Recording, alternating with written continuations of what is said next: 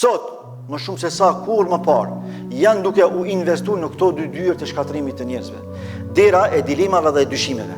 Duke kriju dyshime për fen, dyshime për hoxhallar, dyshime për xhami, dyshime për atë, dyshime për këtë, mënyrë që me humb besueshmëria më e fuqishme që ka ekzistuar ndonjëherë në historitë e njerëzimit.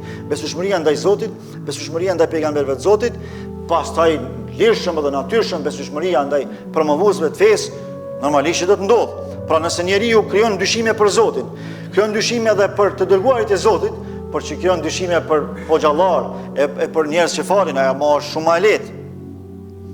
Por dhe në anën tjetër, kur më shumë se sa sot nuk janë duke u promovu antivlerat, gjërat e pamoralshme.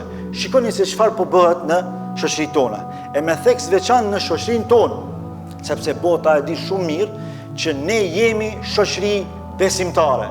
Këtu po i përfshi edhe ata që janë të konfesioneve tjera fetare, siç janë të krishterët e shoqërisë tonë. Pra, ne si popull, normalisht me shumicë absolute islame në këtë vend, dikuj po i pengon kjo. Dikuj po i dhem zemra, po i kall shpirti, pse këta njerëz nuk po ndryshojnë? Pse këta njerëz islamin s'po e braktisin? Pse këta s'mujtëm as me luftë me ndryshu, as tash me joshje materiale s'po mujna me ndryshu? Prandaj po e shfrytëzojnë maksimalisht fuqinë mediatike.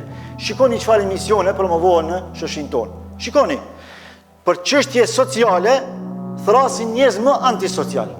Për çështje edukative thrasin njerëz më të pamoralshëm që ekzistojnë. Edhe vinë edhe neve në kallëzojnë se qysh duhet me respektu burrin, qysh duhet me trajtu gruan, qysh duhet me i rrit fëmijët, çka duhet me vepru me fëmijët tonë, çka duhet me vepru me fëmijët tonë, çka është tradhtie, çka është prostitucion, ata po na i definojnë neve gjanat. Para mendoje ti, ka ardhur deri sot, me ardhur me dëgju ti disa për femnave tona të devijuara, Allahu ju zof, me majtë emision, edhe me na tregu neve se nëse ti shkon me burra tuj, kjo nuk është tradhti, ajo po e bën me vetë dëshirë. Derisa e bën me vetë dëshirë, kjo nuk është prostitucion. Para mendoj ku ka niveli i disa shqiptarëve tona. A normalisht ato marrin paret majme. Ama ku jemi na? Na duhet shumë me punu me fëmijët tanë. Fillimisht, nëse na ja lejon fëmijëve tonë mi këqysh ato emisione, mas pari na kemi me dhënë llogari para Allahut. Allah thotë ku anfusakum wa ahlikum nara. Ruani veten tuaj dhe familjet tuaja nga zjarri. Nëse na këshyrim seri, i lajmë fëmijët tonë me këqyr lloj emisioni, mos thojmë nesër ku për mua çka ndodhi me vajzën dhe me djalin tim. S'pan me thonë kështu, se vetja ke hap derën, vetja ke dhënë mundësinë me shtypat pullën e televizorit, apo me dhënë telefonin dorë, edhe me pa krejt dynjon aty përmes atij syrit djallëzor.